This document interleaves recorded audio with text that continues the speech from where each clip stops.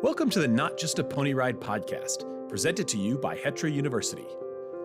If you've landed here, you're probably passionate about how horses help people. This podcast is for anyone who helps others experience the benefits of horses or those who have experienced it themselves. If you're in the equine assisted services industry, we're here to help you. If you're here just to learn more, you're in the right place. Welcome to your community of like-minded people where you will hear stories, education, science, and explanations about how what we do is so much more than just a pony ride. And now, from the Hetra campus in Gretna, Nebraska, here's your host, occupational therapist and CTRI, Katie Ott. Welcome to the show, Mandy. Thank you so much. Well, we're excited to have you. And today is a different kind of episode because you have my voice on here that you're used to hearing, and we have a co-host today. I'm Shelby Schultz. I'm the program manager at Hetra. And she's going to help me out asking some questions today with Miss Mandy. So Mandy, introduce yourself and kind of explain your background a little bit. Excellent. My name's Mandy Cleveland, and I'm the program director at Stable Straits Farm. We actually started Stable Straits Farm back in 2001. And I remember sitting on the couch vividly thinking, what are we going to call this thing? And we decided to create an environment to give riders with disabilities the opportunity to horse show, and then also focus on independence in their lives, that we could parallel that with the horses. So what is your background, I guess? How did you get into partnering horses with, kind of the therapeutic side of things? Yes. In high school, I needed volunteer hours. It was not because I needed an orange jumpsuit, thankfully, but I was in National Honor Society and I needed to do some volunteer work. And I was riding competitively at the time. And I liked horses and I liked people. And I thought, well, this might be a really fun combination. So I decided that I would start volunteering at Riding Unlimited, which is in Ponder, Texas. And, when you're a 16-year-old girl or probably any 16-year-old, you're just kind of insecure and uncomfortable in new situations. And I remember being so nervous about going to go do this. And I actually drove myself there in my car. And I met the people, and I was looking at this group of 5 riders, and I was like, okay, I can do this as long as they don't give me that guy right there. Because that guy, he's hard to understand. He's older. And I don't know, that just doesn't look like that would be the right match for me. And so I believe God has a sense of humor. So we all know that's who I got assigned, right? Was that guy. And so I went to go push him in his wheelchair to the horse and to the ramp. And I hadn't pushed anybody in a wheelchair before, and it was outside. And so I hit a piece of gravel and he pancaked face first into the gravel. And I was horrified. And I just thought, oh gosh, if spontaneous combustion could be a thing and I could just explode right now and not be around, life would be perfect. And I was just absolutely mortified. And I thought, is there anything worse than throwing somebody out of their wheelchair pancake first on their face? And then his name was Jim, and he rolled over and looked at me and was dying laughing. I mean, laughing and pointing and tears and scoffing. And I thought, oh, okay. So then everybody came over and helped me scoop him back into the chair and got him over to his horse. He didn't fall off the horse, thankfully, just the wheelchair was dangerous. So after doing that moment in time could have been a really big turning point. That could have been the last time that I ever even showed up anywhere. But thankfully, with his sense of humor and grace, and it kind of bonded us together, and we stayed friends for many years. He recently passed away. And it really plugged me in, because I really developed. I thought, well, gosh, if this guy can still love me after I pancaked him on his face, then, this might be an environment that would be fun and safe and I could give back to. So I didn't push many more chairs after that, but I did help with the horses. So that was good. Very good. And so then you went on to get your PATH certification, correct? Yes, that's correct. So I'm a little bit old, and back then the only school that had therapeutic riding was St. Andrews in North Carolina. And so I got this package in the mail from St. Andrews, and it looked like a really cool school, and it talked about therapeutic riding. So I contacted them and said, "Hey, can you send me some more information about this? I think this might be something I'm interested in." They said, "Yes, of course, we have a packet. I'll send it to you." I said, "Oh, I think I have the packet." And they're like, "Oh, no, we don't send it unless you request it." And so I told her what the packet looked like. And sure enough, somehow magically, I had gotten this packet in the mail. And my parents always had a deal that if we wanted to go to out of state school, we had to get enough scholarship money to make it cost like in state tuition. And so we went and visited, and I was able to get academic scholarships and horseback riding scholarships. And my parents said yes. And so that was great. So I went to St. Andrews and did all the therapeutic riding they had to offer, and then transferred back to Texas Women's and got a degree in special ed and a secondary in history. So I would have a backup plan, as my dad suggested, that I could teach in the classroom if this horse thing didn't work out. So And look at you, it did. It worked out. I mean, holding on to it, right? So that's good. Very good. So tell us a little bit about how you made the move from doing traditional adaptive riding to a competition team. What did that look like, and how did that grow at your center? Yes, that's a great question. So, so many of these things have very like specific stories that were just eye-opening for me. And I had this nice young lady, and she had shown in Special Olympics, and that's all she'd done, because at that time, like I said, I'm old, the only therapeutic riding horse shows available were Special Olympics. So I would take her and a couple others to some little like 4-H shows or little backyard open shows. And I remember throwing her on this nice paint horse and throwing her in a maiden walk trot class. And their definition of maiden was the rider couldn't have won 4 blue ribbons. And so I threw her in there and had her what I thought was prepared and sat in the stands to watch her. And you know how you never know whose mama you're sitting next to in the stands? And so this person starts shuffling around, and he's getting angry, and he's like, it's obvious to me his 2 daughters are in the arena, and he's very upset about something, but I can't quite figure it out what he's upset about. And then finally he points to my rider that qualifies for Special Olympics and said, "This is ridiculous. I can't believe it. There's no way that kid hasn't won 4 blue ribbons." And I thought, oh my gosh, with horses, we have a level playing field. You know, whatever weakness we have, we can find the right horse that can scaffold that for us. And I had a lady one time later who used her wheelchair to get up to the ramp, and she transferred onto the horse. And she looked at me and she said, "You know, Mandy, when I'm sitting in that chair, I have 2 bad legs. But as soon as I got on this horse, I have 4 good ones." And that really hit my heart, because then she was just going to leave her chair behind and go take care of business, go ride her horse, do what we love to do. So that little moment in time, I thought, we have got to follow up with this. This is, I mean, if the riders want to go, we need to go.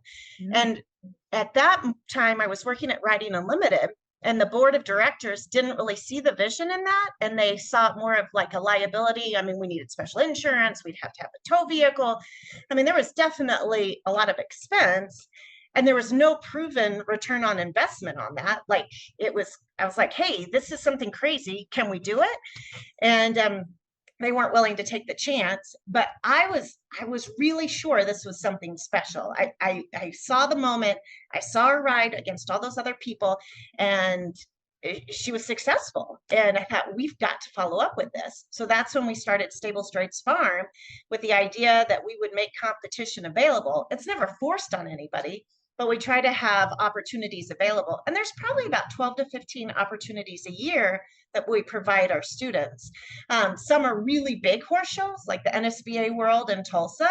That's huge for us. The competition is deep. I think there were 38 in their trail class, and not like 38 people happen to show up with horses from their backyard, but like 38 nice horses and talented horse people. And then we do some smaller shows too, where maybe we're the only farm that showed up. And so it almost feels like a family thing. So, but it was something that I really thought was important that we'd be able to add and have available for the riders. One big question that I have, and we don't have a lot of opportunity in Nebraska right now. But one question that I have is, how does your program, number one, bill for this, and number two, fund this? Because I would imagine that has a lot more expense tied to it than our traditional riding lessons that are housed in our own facilities. So how do you guys kind of navigate that? Especially if you show like a whole weekend or something, or a week, or going to the NSBA World. That's not a cheap endeavor. Mm-hmm. Right. That is true. So we try to do everything we can to keep it as affordable as possible. Now, one negative is that week that I'm at NSBA, I am not at the barn teaching lessons, right? And so if I don't have a sub, then we don't have the income coming in from those lessons. And let's say I even did have a sub, but I took 3/4 of the herd with me to the horse show, then what are they going to ride? Brooms? I mean, it's going to make it pretty hard. Mm-hmm. So we had to make it so that we would have return on investment. And in the beginning, it was slim pickings. Like, it was a 2-horse trailer and a little, F-150 pickup, and just me and a handful of volunteers. And no, we didn't have a whole lot of profit margin on that, but I wasn't costing us a whole lot of money either, right? But then as we grew, like when we go to NSBA this summer, I think I have 15 showing in the independents and 8 showing in the supported.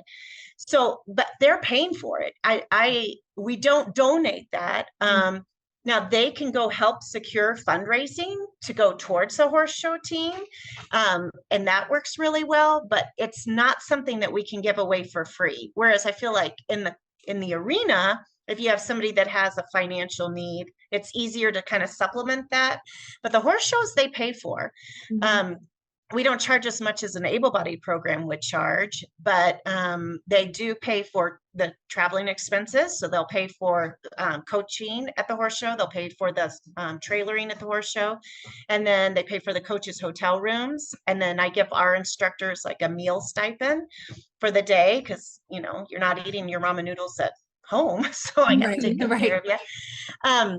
And then there's a per day fee there. So I try to make it about $75 a day for like the coaching part per rider. And then the industry standard is usually between $1 and $1.50 a mile. But I try to look at what is it going to cost me gas wise and wear and tear to get there and home, and then divide that among the riders. So not necessarily, it's not really close to the $1 or $1.50, Sure. But it's just so expensive. And you got to think that we do get other benefits from doing that. Like, we've met donors that probably would have never donated anything before. Mm-hmm. And our quality of horses skyrocketed when we started showing, because people may have had a kid that moved up a horse, and Fluffy's sitting at home, but was the best walk trot horse in the history of the world. Well, they don't want Fluffy on the payroll anymore, and they don't want to just send them to a stranger, but they know they'll see me at the next horse show. So then they send me the horse. Mm-hmm. So my quality of horses went way up. Whereas people that, if the circle you roll in is a trail riding circle, you're probably going to get trail riding horses donated. Mm-hmm. If you do barrel racing, you'll probably get barrel horses. But for us, it really made a big difference to get a really nice, easy stock bred horse to be able to use in the lesson program. I think that was kind of what I was thinking too, is that like here at Hetra, we're doing lessons, or, sessions with adaptive riding and doing all that, and, schooling our horses similar to what you would to get ready for a horse show. But our horses live here all the time. We don't take them anywhere else. So we know exactly how they're going to perform in our arena, but then you take them to, someplace else to show or do something, then do we know that they're going to act the same way? And I think, like you said, having horses that have been in the industry and showed and stuff, that makes them more reliable for your riders that, maybe do have a disability. Absolutely. It makes a big difference to have a horse that's spent his whole career in the show ring, and then we take them, and they're older. And then I don't know if you guys ever use them, but we use those little palms in the ears. I would just hug the person, whoever invented those. That makes a difference.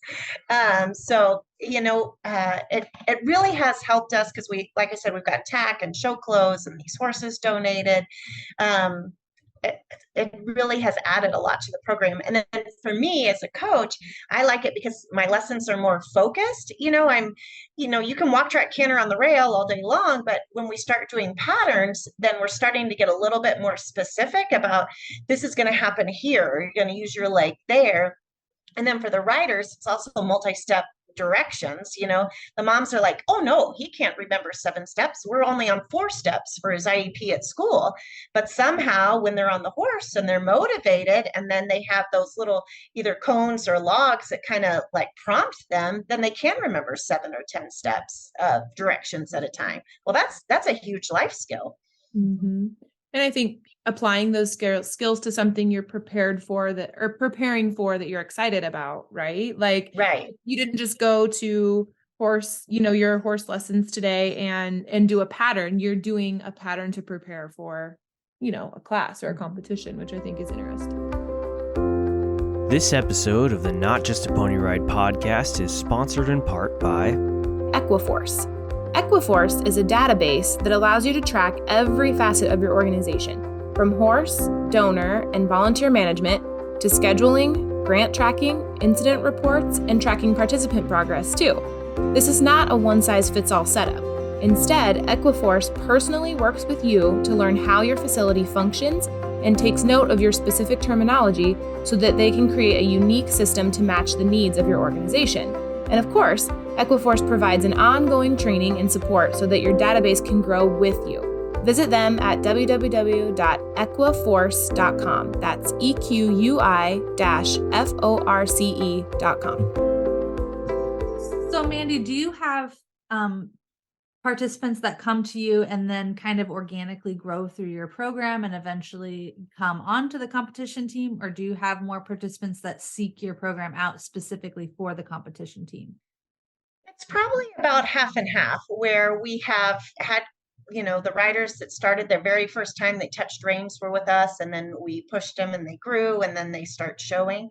But then I've also had other students come from other programs that they just didn't offer a whole lot of showing. And that was something they really enjoyed. And one time a year wasn't enough for them. And so then they came to us. But speaking of growing, one thing that I love is by having these other opportunities. We've had students that have come into the program. We were the first ones that handed them their reins, took them to the horse shows, and then either they've come back and started volunteering at the horse shows or also helping to coach. So we had 2 students that started in the program that we were the first ones to hand them their reins, and they grew up in the program, showing in the program, and then got PATH certified because they enjoyed it so much, and then wanted to start coaching and coach at the horse shows with us. And then we also have some that worked up the levels of the competition, and EWD just wasn't enough of a challenge for them anymore. So now they're showing in amateur or youth and coming back to volunteer. So it just, to me, felt like it gave them so much more room for growth and let this continue on, through adulthood. And the goals just kept coming, which was really exciting. So Shelby and I both horse show. Shelby a lot longer than me. Shelby taught me. So for the folks at home listening that might know a little bit about showing, what kinds of classes are your participants showing in? So the different breed associations offer classes for us, which is great. And then with that, they usually have like a rail class, which is more judged on the horse, instead of the rider. And then they also have like the pattern classes that are judged more on the rider. So they offer the pleasure and the horsemanship, the eck and the hunter under, the showmanship and the trail. And then depending on which breed association it is, do they have supported or walk trot or walk trot canter? Those are kind of the minimum 3 that I see. And then some of our stock shows in our area, like the Fort Worth Stock Show, Austin Stock Show, and Houston Livestock Show and Rodeo, they have much more classes available, like a walk only independent or walk only with a helper, all the way up to the walk trot canter. And for them, they don't typically do the pattern work. They do the rail class, like what we would typically see as like a Western pleasure, but they judge the rider's position as a horsemanship on the rail, which is nice because if we're all on donated horses, really, do we want our horses judged or do we want our students, being judged for their merit? How many shows do you usually take your teams to a year? We usually have about 12 to 15 a year that we go to. There was a series with the Palomino Association in Texas that had 3 for us, and that kind of changed. They were standalone events, and we had 3 of those a year, and they didn't have those this year. So that kind of brought our number down a little bit, but we're looking at some other opportunities. Are there other centers that are capitalizing on these competition teams, or are the other people who are showing in the EWD, which is Equestrians with Disabilities, are those kind of individuals from coming as individuals, or are there other barns that are bringing large groups of people? So like when we go to the NSBA, there's typically 2 large groups, and one is from Illinois, and then we're fairly large there. There might be 2 or 3 other kind of smaller groups that bring a handful, but what's fun to see is somebody has a brother or a friend, or, and they borrow their sister's horse or their brother's horse, and then they, stick them in the arena to show. And it's, to me, that seems really neat to like unify the family, that we all show horses. This is something all of us do. And as horse people, we know how hard some of those maneuvers are. So when we see somebody who might struggle with, something that seems easy at home, but then be able to nail that lead change right on time, then that really helps kind of, build them up. So, to answer your question, it kind of depends on where we go. The stock shows that we go to typically are large clubs and no individuals, but the breed shows ones, it's a pretty decent mix. So. Cool. So for centers that were interested in starting a competition team, what would be your recommendation? So how would you recommend people get started on this journey if they wanted to join you? I would definitely go watch first, or if you can find a program in your area and go volunteer for a weekend. I try to talk the other instructors from other centers into coming and just spending a weekend with us. Just once you're in the trench and you see it, then it doesn't feel quite so hard to do. And then I would just say, jump in, pick 1 or 2 students that their parents have great senses of humor, and then make them be your guinea pigs, because things are going to go askew. They do every time, right? Our part of the universe is very, well, I don't know, maybe y'all's lessons always go as you predicted. Mine typically no. I have an idea how it's going to go, but it's typically different. So I would just pick like 2 riders with parents that are fun and pleasant to be around, and just go try, but if you can find a center that's going, and just ask to volunteer, or, just to kind of feel it, because if you didn't grow up showing yourself, then it just feels so far away, like, oh my God, there's no way I can do that. But really, I mean, as long as I have pants on and get on the arena on time, you're doing great, I literally had one girl that was stripping in the show ring, and I was like, hey, so our shirt stays on until we're out. That's how that works. So, just silly stuff happens sometimes. But to me, what we talked about, what the center received from it, but beyond that, when you go to a horse show, it's a whole lot of waiting, right? So our riders are sitting around the stalls waiting. Sometimes there's spontaneous dance parties where they turn the music up, or sometimes they bring their Uno cards. And if they're not in school, then what social time are they having? And so here's the most safe social atmosphere with all our group of riders. We call it a family, with our family all sitting around. And, some of them just sort of are on their phone, but adjacent to one another. Like that's as much as their social bubble will allow, whereas others are just nonstop talking to each other.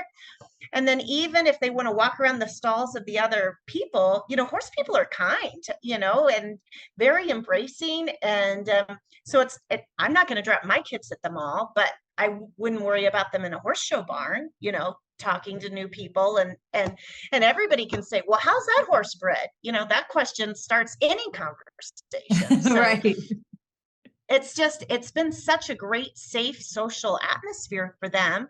And then we all go to dinner, and they're reading off a menu, and they're ordering off a menu. I mean, those are life skills that we need, that when this started, I had no idea that was going to be a part of it, but it's probably has more value than which diagonal they're on, you know, to Right. be able to order a menu. So it's been really a neat thing to watch grow. The other thing I would tell the instructors is just keep your eyes open, because all these little moments that you experience, if you can tuck them away and put them in your pocket, then when you're selling it to your other clients, then you can really truly sell it. You know, it's beyond whatever 79 cents ribbon they walked out of the arena with. Right. It's the social time. And there have been times with our riders that one of my girls, she's so kind, and I happened to be her volunteer in the pen, and she watched one of her friends from a different farm compete, and she was like, I've never seen her ride a pattern so good. I hope she wins it. That was so great. And you know, that's important. That's that true love across the farms. That's really cool. So I noticed that too. I'm fairly new to the horse showing deal. It's a lot of work, but it's a lot of fun. Mhm. But that is one thing that I notice about it is like when you sit there and watch patterns, like I've watched friends of mine, you know, show in a class, and I'm like, wow, you know, this other person did amazing. Like that was fantastic. I hope they win. Even though you have friends in the class or you're in the class yourself, like it's a true respect for like the art of what it is and that person and that horse, versus it being like when you say competition, it gets kind of that heavier tone, I feel like sometimes. And I think families might shy away from that. Like, oh, a competition. We don't, you know, I don't want to get into that, but like horse showing really is something that's a different lens of competition than I've ever seen before. I totally agree with you. And that partnership you have with the horse, that really it's you guys as a team competing against who you were at the last horse show. Mm-hmm. And did you accomplish the goals that you had set for yourself at the last horse show? So it's special. And sometimes your horse lets you down, but sometimes he saves your tush. So, you know, that's a life lesson too, because we don't get to control every single second of our universe. You know, there's other things that come into play. That's right. Well, before I let you go, Mandy, we've enjoyed having you so much. I think what you're doing, your program is so unique and so cool and offering a lot of really, really awesome opportunity for people. So thank you for what you do. But before I let you go, the wrap-up question for this season of the podcast is, if you could go back in time, you could jump in a time machine and give your young professional self some advice, what would you tell her? That is such a great question. And I was very young when I started this, like out of high school, first started teaching, you know, and I really had no idea that it was going to work. And I think that I could have enjoyed the journey a little bit more if I knew everything's going to work. Just keep cruising, keep swimming, you know, it's all going to work. That I think would have been a huge thing to know. And then the other thing as a business person that I wish that I had kind of picked up on earlier is just always keep your overhead low, because anytime you can lower overhead, you get a raise. So those two pieces would have been great to hear. But it's when I say I remember sitting on the couch wondering what we were going to call it, that it is just a very, very vivid memory. And we had $1,000 that we could spare out of our checking account that we put into the business account. And we thought this is what we're going to start with. And I just had no idea if it was going to work or not. And so it's been a really fun journey. So I think maybe I could have had less Pepto-Bismol in the budget if I had just known that it was going to be okay. Wait, I want to know, are you still showing yourself, Mandy? Well, I have started showing again. So I have 2 daughters and they're amazing. And it was important to me to be a cool mom and then also try to take care of my business. So I kind of quit riding and spent most of my time in sneakers growling at people. And I mean, teaching and coaching lovingly. And my girls showed, which was so much fun. And I would stick them in their little 5 to 9 classes. And then I was sticking them in 13 and under. Well, they have expressed to me that now that they're 14 to 18, I should be allowed to show as well. So I've dusted off my britches and I borrow my oldest daughter's horse sometimes and show. And I have a very nice time. And my daughters bring me my Gatorade whenever I want it. So they have good life. They're good show moms. They're good show moms. Exactly. So, but it is fun to be back for sure. Good. We always want to, even though we're working, we got to find a little bit of joy in it too. For sure. Mm-hmm. Well, thanks again, Mandy. We appreciate you so much and hope to see you down the trail. Awesome. Thank you all. I hope I bump into you guys at a horse show. Yeah, we'll have to introduce ourselves if we're there. Yes. Thanks for listening to another episode. Until the next one launches, stay connected to our community by joining the Not Just a Pony Ride Facebook group. There, we share exclusive educational content, answer your questions, and review new and exciting developments for the EAS community. Don't forget, if you have suggestions for future episode topics or a lead on a great guest that you think our audience would enjoy, click on the link in the show notes or visit us at hetrauniversity.org. This podcast is presented by Hetra University, an educational arm of the Heartland Equine Therapeutic Riding Academy. Hetra University's mission is to provide high-quality educational offerings to our participants and the EAS community. If you'd like to help us work toward our mission, you can make a donation by visiting us online at hetra.org. Again, I can't thank you all enough for helping Hetra change lives one stride at a time.